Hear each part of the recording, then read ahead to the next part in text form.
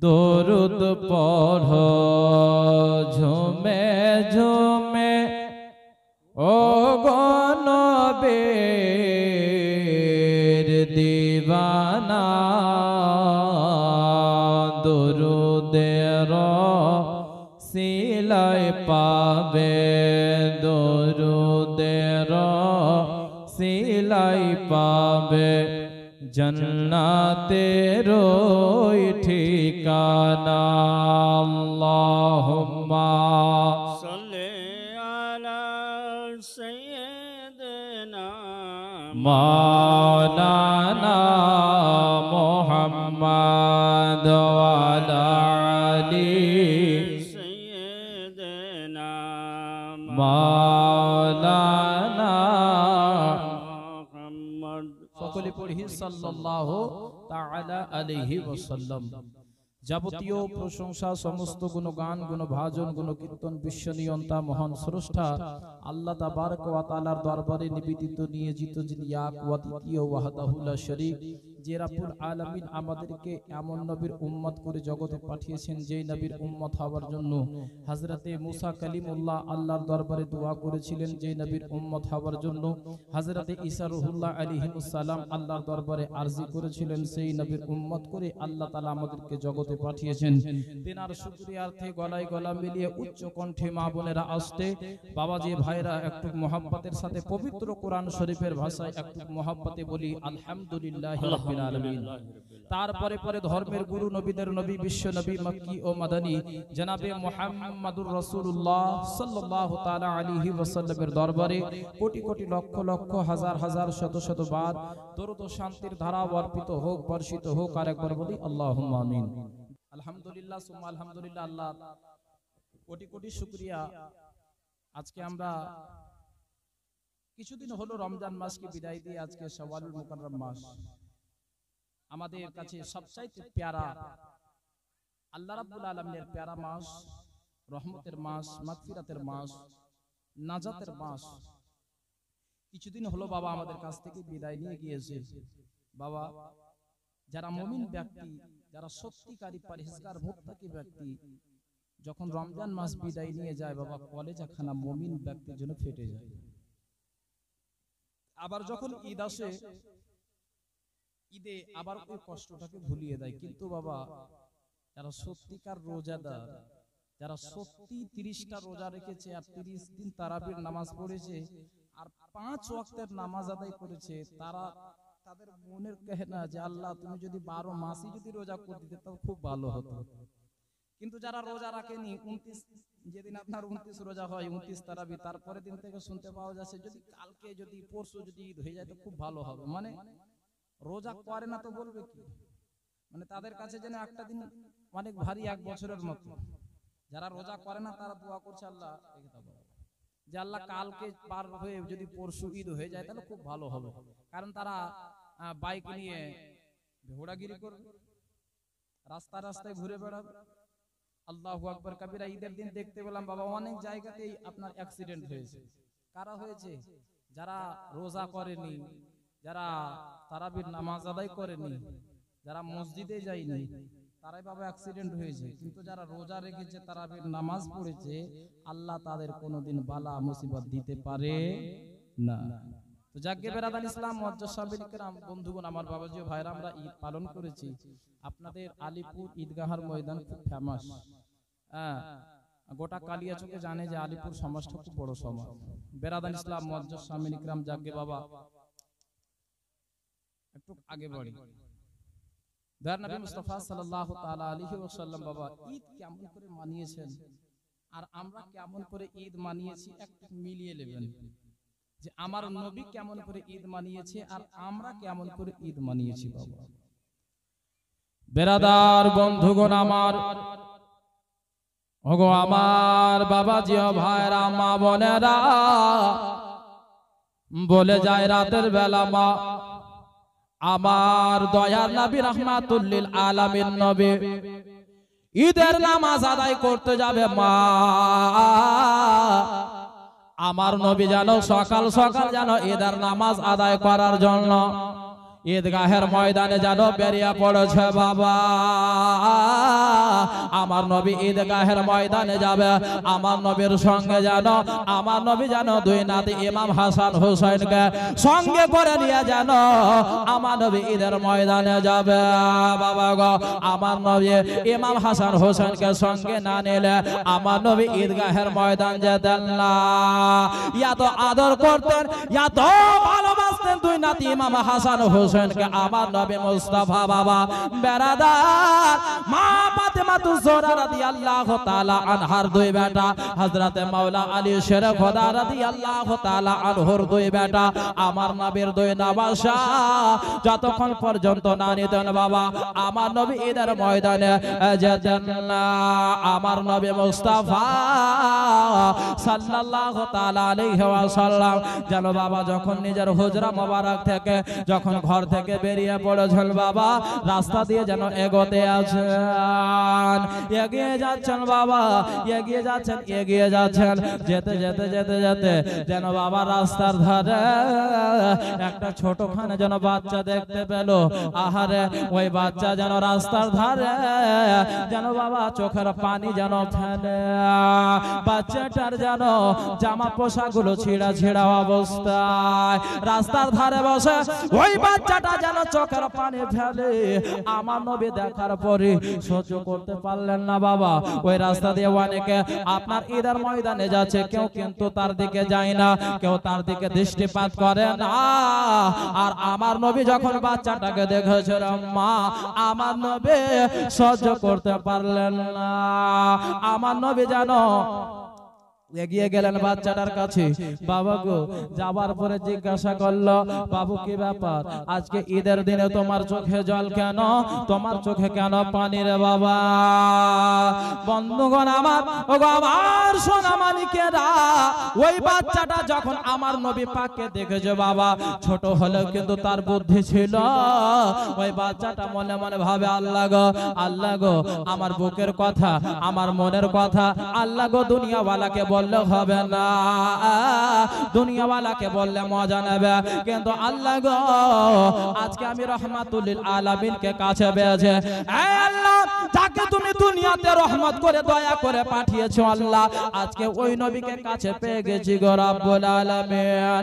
আল্লাহ গো, আজকে আমার মনের কথাগুলো আমার নবীকে খুলে খুলে বলবো।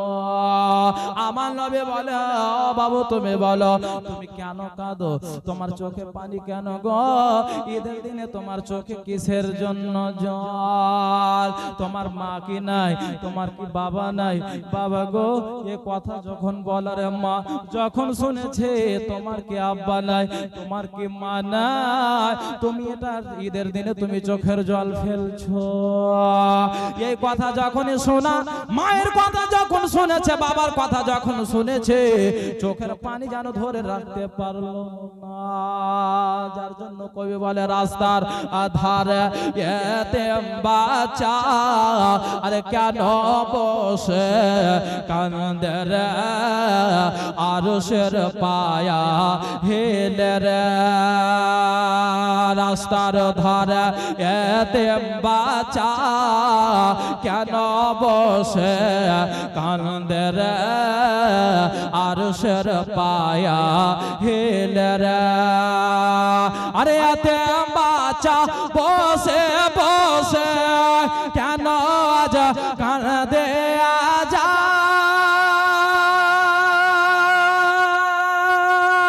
খোদা তাআলা ডেকে তামা ফেরেশতাদের তাই তো কয়, এতিম বাচ্চা বসে বসে কেন আজ কান্দে যায়, খোদা তাআলা ডেকে তামা ফেরেশতাদের তাই তো কয়, ফেরেশতাদের তাই তো কয়, তাড়াতাড়ি করে তোমরা, তাড়াতাড়ি করে তোমরা আর নাও না কোলে তুলে রে, আরশের পায়া হিলে রে। আমার নবী মুস্তাফা ওই ইয়াতিম ছেলেটাকে বাবা বুকে যেন জড়িয়ে ধরলো। বাবু তুমি কাঁদো কেন? কিসের জন্য তুমি ঈদের দিনে কাঁদো? এই তুমি শোনো, আজকে ঈদের দিনে সবার মুখে হাসি, আজকে তোমার চোখে পানি কেন? আল্লাহু আকবার কাবীরা। বলতে লাগলো ইয়া রাসূলুল্লাহ, ইয়া হাবিবাল্লাহ, হুজুর গো, আজকে ঈদের দিন ইয়া রাসূলুল্লাহ, ঈদ সবার জন্য না। ইয়া রাসূলুল্লাহ, ইয়া নবী আল্লাহ, নবী গো, ঈদ সবার জন্য না নবী গো। ইয়া রাসূলুল্লাহ, ঈদ তার জন্য যার মা দুনিয়াতে আছে গো। ইয়া রাসূলুল্লাহ, ঈদ তার জন্য যার বাবা দুনিয়াতে বেঁচে আছে। ইয়া রাসূলুল্লাহ, হুজুর গো,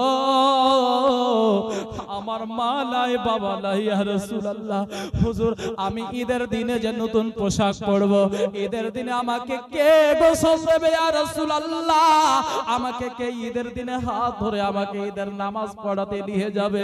ইয়া রাসূলুল্লাহ, হুজুর গো, আমার মা নাই, বাবা নাই, আবার দুনিয়াতে কেউ নাই নবী।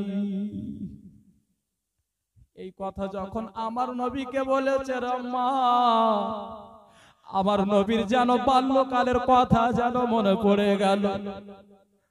আমার নবী মুস্তাফা সাল্লাল্লাহু তাআলা আলাইহি ওয়াসাল্লামের বাল্যকালের কথা যেন মনে পড়ে গেল। আল্লাহ গো, আমি যখন মায়ের গর্ভে ছিলাম, আল্লাহ আমার বাবার ছায়া আমার মাথা থেকে উঠে গিয়েছিল। আল্লাহ গো, আমি যখন 6 বছরের ছিলাম, আল্লাহ আমার মা আমেনা দুনিয়া ছেড়ে চলে গিয়েছিল। এ রাব্বুল আলামিন, আমি ইয়াতীম হয়ে গিয়েছিলাম। আল্লাহ কথা যেন আমার নবীর যেন মনে পড়ে গেল। ওই ইয়াতীম বাচ্চার কথা শোনার পরে বাবা আমার নবীর চোখে যেন পানি চলে আসলো। আমার নবী ওই ইয়াতীম বাচ্চাটাকে আমার নবী বুকে জড়িয়ে ধরলো। এই বাবু তুমি শোনো, তোমার চোখে পানি আর দেখবো না, আর তোমাকে কাঁদতে হবে না। শোনো গো, দুনিয়াতে যার কেউ থাকে না, দুনিয়াতে যার কেউ নাই, যার মা নাই, বাবা নাই, আমি নবী তার দুনিয়াতে রয়েছি। আমার মা বলেরা, ও আমার সোনা মালিকেরা, আমার নবী বলেছ দুনিয়াওয়ালারা তোমরা শোনো, যার মা নাই, বাবা না, তোমরা চিন্তা করবে না, আমি নবী মুস্তাফা তার জন্য আছে, দুনিয়াতেও আছে, কবরেও থাকবো, হাসরেও থাকবো, মিজানেও থাকবো, যতক্ষণ পর্যন্ত আমি নবী মুস্তাফা জান্নাতে না নিয়ে যাব, ততক্ষণ পর্যন্ত আমি তার হাতখানা ছাড়ব না। সুবহানাল্লাহ। আমার নবী মুস্তাফা সাল্লাল্লাহু তাআলা আলাইহি ওয়াসাল্লাম ওই বাচ্চাটাকে, বাবা ইয়াতীম বাচ্চাকে জিজ্ঞাসা করতে লাগলো, বাবু তোমার আব্বা কেমন করে ইন্তেকাল করেছে? বলে ইয়া রাসূলুল্লাহ, ইয়া নবী আল্লাহ, নবী গো, আপনি যখন যুদ্ধের ময়দানে যাবার জন্য ডাক দিয়েছিলেন, ইয়া রাসূলুল্লাহ, নবী গো, আমার আব্বা আপনার ডাকে সাড়া দিয়ে হুজুর আপনার সঙ্গে যুদ্ধের ময়দানে গিয়েছিল। যুদ্ধ করতে করতে ইয়া রাসূলুল্লাহ আমার আব্বা জান শহীদ হয়ে গিয়েছে। তোমার আম্মা তাহলে কোথায় গিয়েছে? বলে ইয়া রাসূলুল্লাহ আমার আব্বা যখন ইন্তেকাল করে গেল, আমার আব্বা যখন শহীদ হয়ে গেল, আমার আম্মা আমাকে দেখলো না, আমার চেহারাখানা দেখলো না, আমাকে ছেড়ে আমার আম্মা যেন দ্বিতীয় বিয়ে করে চলে গিয়েছে। ইয়া রাসূলুল্লাহ, নবী গো, আমার দুনিয়াতে কেউ নাই, মা নাই, বাবা নাই। ইয়া রাসূলুল্লাহ, হুজুর গো, আজকে যদি আমার মা দুনিয়াতে বেঁচে থাকতো, ইয়া রাসূলুল্লাহ আজকে আমাকে সুন্দর করে গোসল দিয়ে ইয়া রাসূলুল্লাহ আমাকে নতুন জামা পরাতো, আদর করে আমাকে খাবার খাওয়াতো।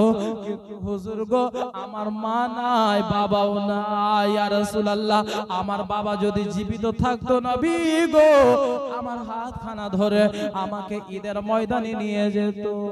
আমার নবী মুস্তাফা বলতে লাগলো, বাবু তুমি চিন্তা করবে না, চলো আমি তোমাকে আমার বাড়ি নিয়ে যাচ্ছি।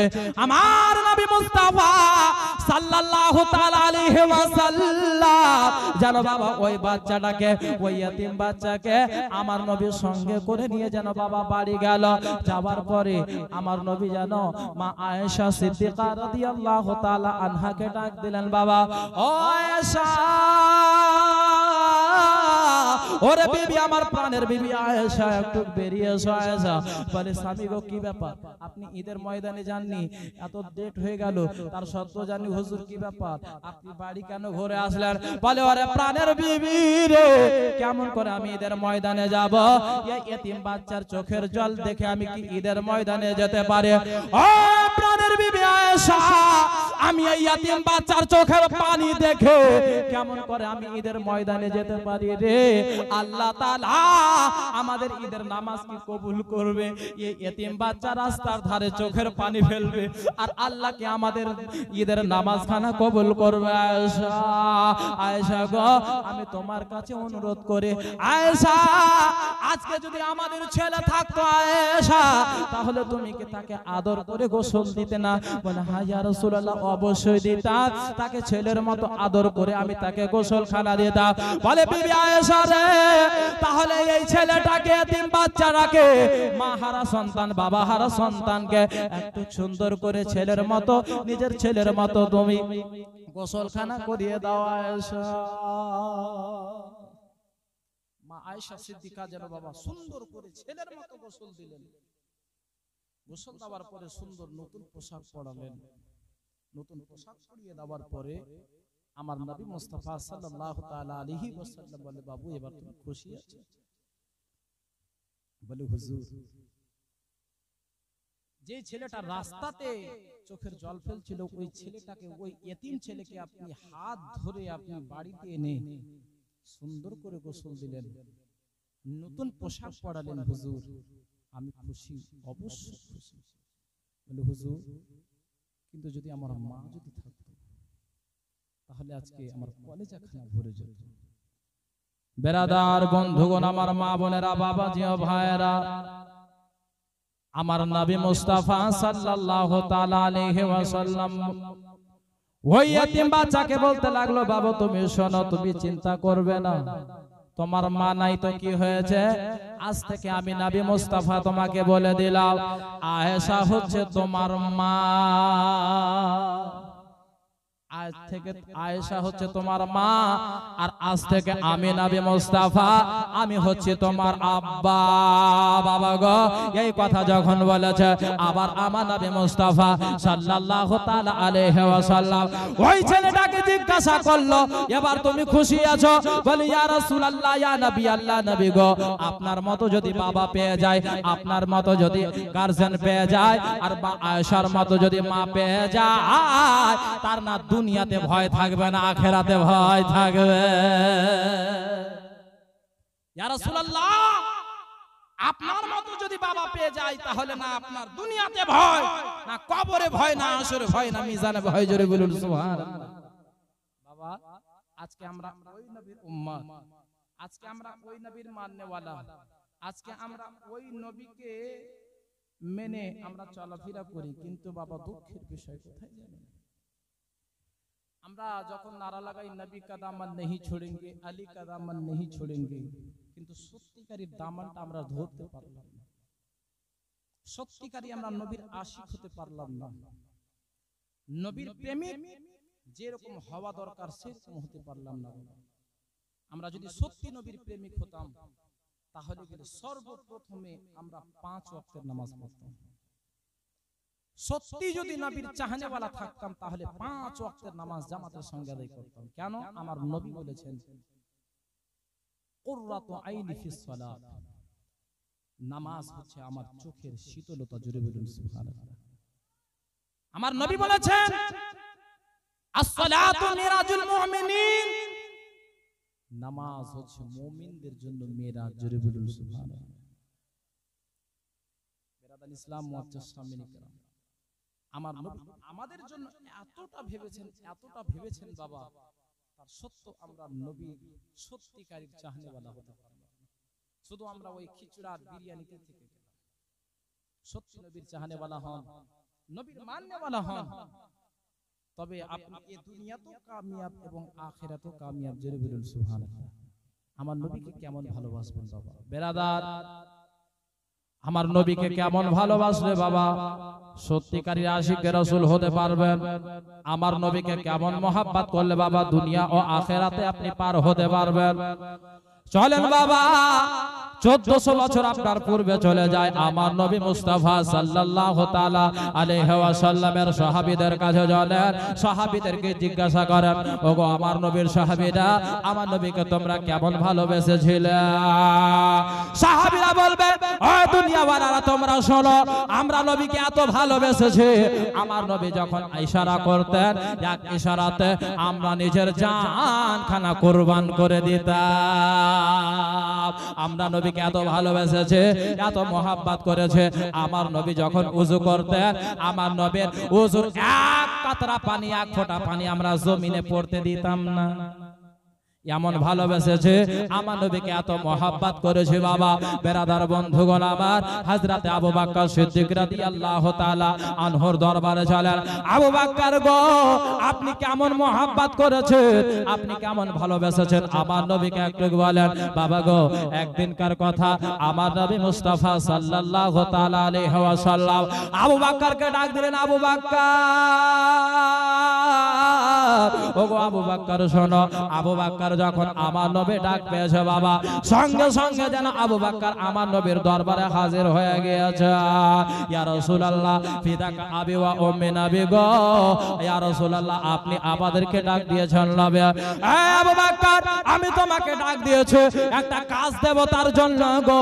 বলে ইয়া রাসূলুল্লাহ, হুজুর গো বলেন কি কাজ? বলে আবু বকর, আমি কাজ দেব তুমি করবে। বলে হুজুর গো শুধু কাজ কেন, আবু বকরকে যদি আপনি একবার ইশারা করেন আর যদি বলেন আবু বকর আমার জন্য তোমাকে জান দিয়ে দিতে হবে। ইয়া রাসূলুল্লাহ, আবু বকর এতটাই আপনাকে ভালোবাসে হুজুর গো, হাসতে হাসতে আবু বকর আপনার জন্য জান খানা দিয়ে দেবে। বন্ধুরা আমার, মা বোনেরা, আবু বকরকে বলতে লাগলো, আবু বকর গো তাহলে শোনো, এই নাও আমার আংটিখানা নিয়ে যাও স্বর্ণকারের কাছে। স্বর্ণকারের কাছে যাওয়ার পরে স্বর্ণকারকে বলবে, স্বর্ণকার গো এই আংটিখানাতে তুমি লিখবে লা ইলাহা ইল্লাল্লাহ। এই স্বর্ণকার, এর থেকে বেশিও লিখবে না, কমও লিখবে না। এই কথা বললেন বাবা আবু বকরকে যখন বললেন, আবু বকর বললেন, ইয়া রাসূলুল্লাহ হুজুর গো ঠিক আছে, আপনার কথার উপর আমল হবে হুজুর গো, এর চাইতে কমও হবে না, বেশি হবে না ইয়া রাসূলুল্লাহ। আবু বকরের ঈমান কতটুকু বাবা, আবু বকর কতটা আমার নবীকে ভালোবেসেছে, আমার নবীকে কতটা প্রেম করেছে বাবা, আর আমরা আমার নবীকে কতটা ভালোবাসে। চলেন বাবা আবু বকরের দরবারে। আবু বকর আমার নবীর আংটিখানা যেন স্বর্ণকারের কাছে নিয়ে গেলেন বাবা। যাওয়ার পরে স্বর্ণকারকে বলতে লাগলো, স্বর্ণকার গো এই নাও আমাদের শেষ নবী মুস্তাফার আংটিখানা, এই আংটিখানাতে খোদাই করে লিখে দাও লা ইলাহা ইল্লাল্লাহ মুহাম্মাদুর রাসূলুল্লাহ সাল্লাল্লাহু তাআলা আলাইহি ওয়াসাল্লাম। আবু বকরকে আমার নবী মুস্তাফা সাল্লাল্লাহু তাআলা আলাইহি ওয়াসাল্লাম বলেছিলেন, আবু বকর গো তুমি আংটিখানাতে এর থেকে কম লিখবে না, বেশিও লিখবে না, লা ইলাহা ইল্লাল্লাহর চাইতে কম না হয়, বেশিও না হয়। আবু বকর বলেছিলেন, ইয়া রাসূলুল্লাহ ঠিক আছে, আপনার কথার উপরে আমল করব। কিন্তু স্বর্ণকারের কাছে যাওয়ার পরে আবু বকর বলে, ও স্বর্ণকার গো এখানে পহিলা কালমা লা ইলাহা ইল্লাল্লাহ মুহাম্মাদুর রাসূলুল্লাহ লিখে দাও। বাবা গো, ও গো আমার সোনা মানিকেরা, আমার নবীর কথার খেলাফ হয়ে গেল। আজকে যদি বাবা ওয়াহাবি থাকতো, দেওবন্দি থাকতো বাবা, তারও আবু বকরের উপরে ফতোয়া লাগিয়ে দিত যে আবু বকর আমার নবীর কথা মানেনি, আবু বকর আমার নবীর কথার উপরে কথা চালিয়েছে, আবু বকরের ঈমান নাই। কিন্তু বাবা দেখেন আবু বকরের ঈমান কত মজবুত বাবা। আমার নবী বলেছিল, আবু বকর যেন লা ইলাহা ইল্লাল্লাহর চাইতে কম না হয়, বেশিও না হয়। আবু বকর গিয়ে বললেন, বাবা স্বর্ণকার গো লা ইলাহা ইল্লাল্লাহ মুহাম্মাদুর রাসূলুল্লাহ সাল্লাল্লাহু আলাইহি সাল্লাম লিখে দাও। বাবা লিখে দেওয়া হলো। আবু বকর আপনার আংটিখানা নিয়ে আমার নবীর দরবারে হাজির হলেন বাবা। আমার নবীকে বলে, ইয়া রাসূলুল্লাহ হুজুর হুজুর গো আপনি যে কাজখানা দিয়েছিলেন হুজুর আপনার কাজ করে দেওয়া হয়েছে। ইয়া রাসূলুল্লাহ ইয়া হাবিবাল্লাহ নবী গো আপনি যে কাজটি দিয়েছিলেন হুজুর আপনার কাজ করে দেওয়া হয়েছে। আমার নবী মুস্তাফা সাল্লাল্লাহু তাআলা আলাইহি ওয়াসাল্লাম যখন বাবা আংটিখানা নিয়ে আমার নবী নিজের আংটিখানার দিকে দৃষ্টিপাত করেছে বাবা দেখতে পাচ্ছে আবু বকরকে বলেছিলাম লা ইলাহা ইল্লাল্লাহ লিখতে আবু বকর মুহাম্মাদুর রাসূলুল্লাহ লিখে দিয়েছে। আমার নবী জিজ্ঞাসা করছে আবু বকর কি ব্যাপার আমি তোমাকে বলেছিলাম বাবা যে এর থেকে কমও না হয় বেশিও না হয় তাহলে তুমি আমার নাম কেন যুক্ত করেছো? আবু বকরের ঈমান দেখেন ইশক দেখেন মোহাব্বত দেখেন। আবু বকর বলতে লাগলো ইয়া রাসূলুল্লাহ ইয়া নবী আল্লাহ হুজুর আপনার মুখে শুনেছি আল্লাহ তাআলা জান্নাতটা বানিয়েছে জান্নাতের কোনায় কোনায় যেই জায়গাতে আল্লাহর নাম সেই জায়গাতে তারপরে আপনার নাম আল্লাহ তাআলা জান্নাতের প্রত্যেকটা জান্নাতি গাছের পাতায় পাতায় যেই জায়গাতে আল্লাহর নাম তারপরে আপনার নাম ইয়া রাসূলুল্লাহ হুরগিলেমানদের কপালে যেই জায়গাতে আল্লাহর নাম সেই জায়গাতে আপনার নাম আল্লাহ যেই জায়গাতে আপনার আল্লাহর নাম লিখেছে তারপরে আপনার নাম রেখেছে ইয়া রাসূলুল্লাহ জান্নাতের গেটে আল্লাহ নিজের নাম লিখেছে তার পাশে আপনার নাম লিখেছে ইয়া রাসূলুল্লাহ যখন আল্লাহ তাআলা আপনার নামকে নিজের নামের পাশে থেকে আলাদা করেনি তখন আবু বকর মেনে নিতে পারলো না যে আল্লাহর নাম থাকবে আর আপনার নাম থাকবে না। সুবহানাল্লাহ সুবহানাল্লাহ। হুজুর যার জন্য আমার মোহাব্বত আমার ইশক মেনে নিতে পারলো না যে যে জায়গাতে আল্লাহর নাম থাকবে আর ওই জায়গাতে আপনার নাম থাকবে না এটা কখনো আমি মেনে নিতে পারলাম না যার জন্য আল্লাহর নামের পাশে আপনার নামটাকে যুক্ত করেছি। আবার নবী মুচকি মুচকি হাসে বলে আবু বকর ঠিক আছে বুঝতে পারলাম কিন্তু আমার নামের পাশে তোমার নামকে কেন যুক্ত করেছো? জোরে বলুন জোরে বলুন। আল্লাহ তাআলার হাবিব বলছেন ও আবু বকর আমার নামের পাশে তোমার নাম কেন যুক্ত করেছো? বলে হুজুর খোদার কসম কে বলি আল্লাহর নামের পাশে আপনার নাম আমি যুক্ত করেছি কিন্তু আমার নাম আমি স্বর্ণকারকে লিখতে বলিনি। জোরে বলুন। তাহলে নামটা কিভাবে রেজিস্টার হলো বাবা?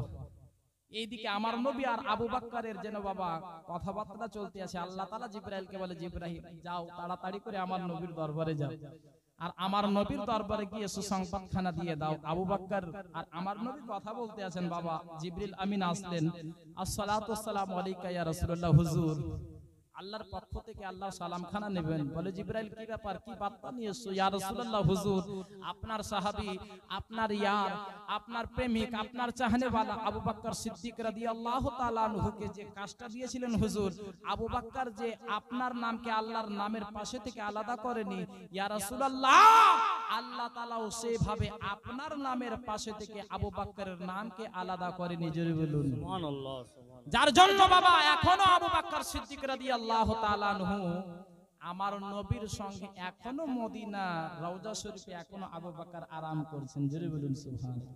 আল্লাহুম্মা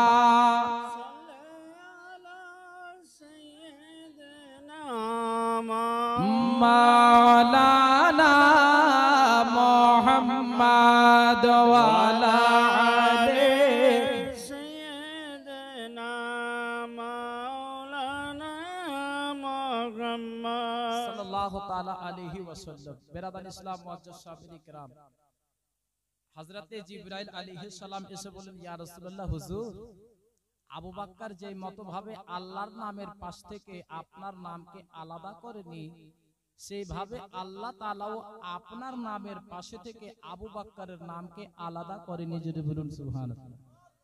তাহলে বাবা কতটা আমার নবীকে মোহাব্বত করেছে আবু বকর সিদ্দিক কতটা ভালোবেসেছেন সুবহানাল্লাহ।